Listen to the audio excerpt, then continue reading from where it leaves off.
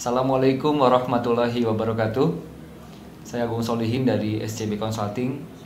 SCB Consulting adalah lembaga konsultan budaya organisasi.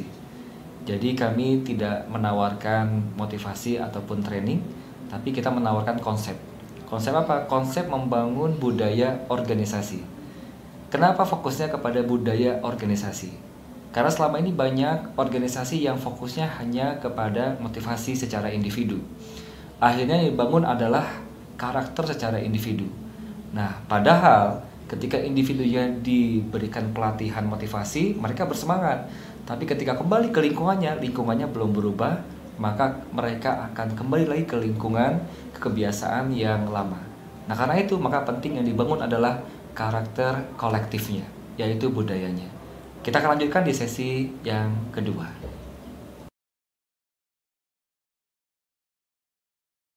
Sesi kedua kita akan membahas tentang mengapa budaya organisasi penting. Saya teringat dengan sebuah kejadian tahun 1923. Terjadi sebuah bencana gempa di Tokyo. Nah, saat itu seluruh bangunan hancur. Ada satu bangunan yang masih bertahan, namanya Imperial Hotel. Bahkan sampai sekarang masih ada, masih bertahan. Nah, artinya berarti bangunan itu tahan gempa dan tahan lama. Yang menarik adalah apa yang membuat bangunan itu tahan gempa dan tahan lama. Ternyata setelah diteliti karena pondasinya yang dibuat sangat kuat. Apa artinya? Oh, berarti untuk sebuah bangunan tahan gempa dan tahan lama perlu pondasi yang sangat kuat. Bagaimana dengan organisasi?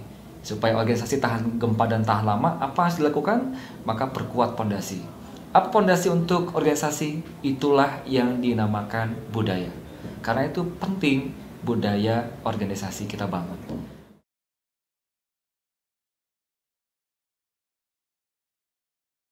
Kita masuk ke sesi ketiga.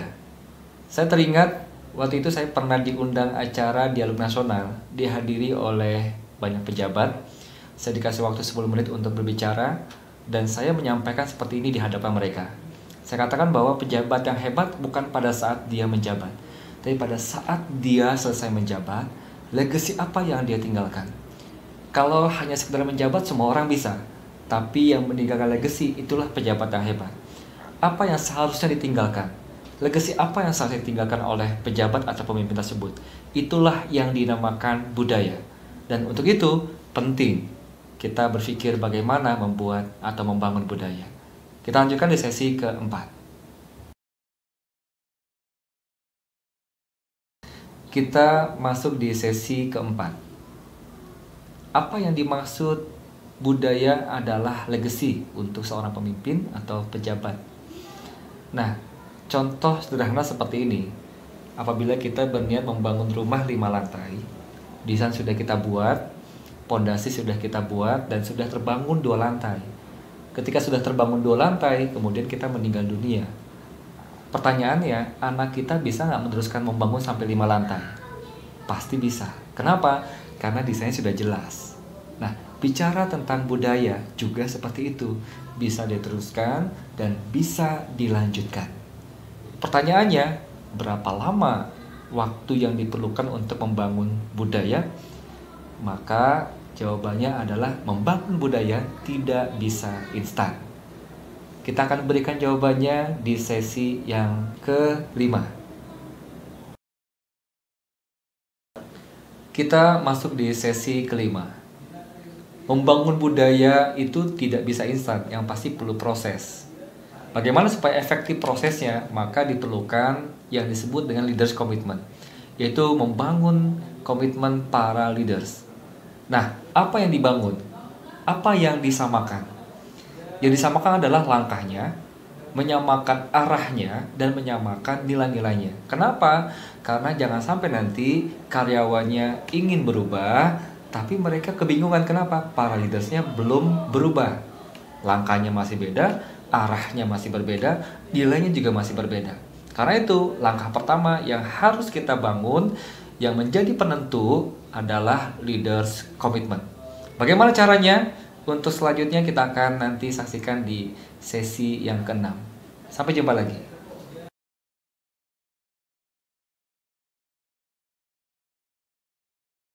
Kita masuk di sesi ke-6. Di sesi ke-6 ini saya akan menjelaskan tentang bagaimana melakukan leaders commitment. Yang pertama dilakukan adalah create design. Kenapa desain penting? Karena ketika kita sudah punya desain, sekecil apapun langkahnya adalah kemajuan. Sebaliknya kalau kita tidak punya desain, sebanyak apapun langkahnya bukanlah kemajuan. Apa yang kita buat di sana? Yang pertama kita buat adalah visi yang disepakati bersama. Yang kedua adalah misinya. Dan yang ketiga adalah nilai-nilainya. Nah, ini sangat penting agar tercapai budaya yang diinginkan. Untuk selanjutnya, step kedua kita akan lanjutkan di sesi yang ke-7. Demikian, sampai jumpa lagi di sesi yang ke-7.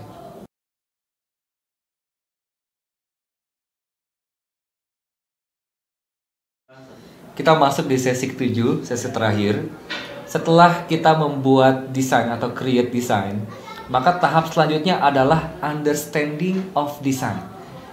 Kita sepakati pemahaman desain yang sama, ya. Kenapa? Karena kalau pemahamannya berbeda-beda, maka implementasinya pasti akan berbeda.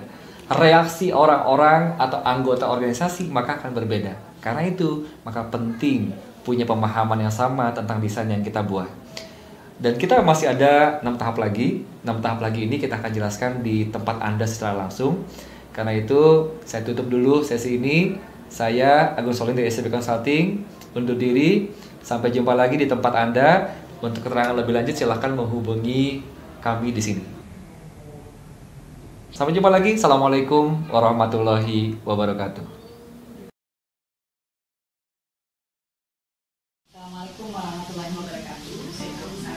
Saya Dr. Nela. Kebetulan saya diamanahkan sebagai Direktur di RSUD Koja. Dalam hal ini saya ingin memberikan sedikit testimoni tentang kerjasama kami dengan SCB.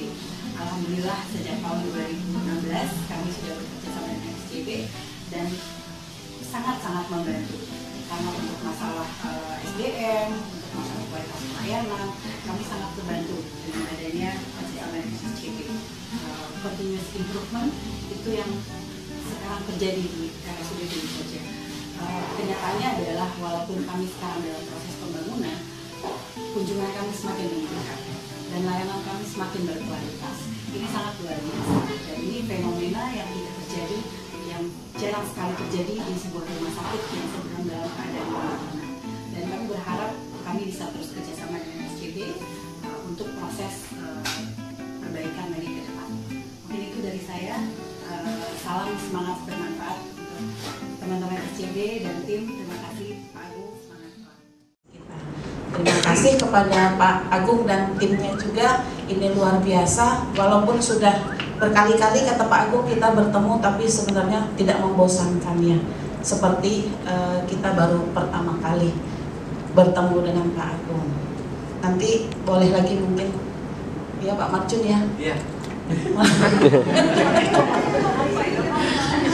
Tidak sampai di sini, memang peranan Pak Agung dalam kemajuan budaya melayani kita ini memang luar biasa. Terima kasih. Assalamualaikum warahmatullahi wabarakatuh. Saya merasa berbahagia, merasa puas ya, bahwa di dalam penyelenggaraan SCB ini kami sudah berhasil merumuskan visi-misi, nilai-nilai dan do dan dan. Oleh karena itu saya merasa puas dan merasa optimis akan mampu melaksanakan dan mampu membangun kinerja spektoral lebih baik. Saya merasa ini sangat penting bagi sektor Jakarta dalam meningkatkan profesionalismenya. Oleh karena itu acara SCB ini sangat penting dan sangat berguna dalam membangun budaya hasil di sektor Jakarta. Dengan SCB ini kami merasa yakin dan optimis akan mampu menciptakan profesionalisme yang lebih baik di lingkungan sektoral Provinsi Jakarta. Terima kasih. Wassalamualaikum.